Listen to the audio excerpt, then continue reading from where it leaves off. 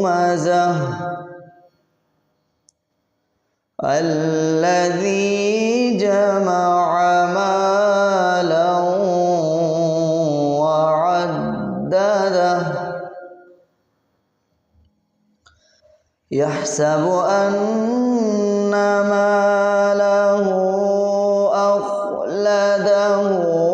كلا لينبذن في الحطمة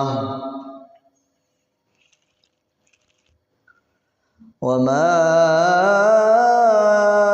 أدراك ما الحطمة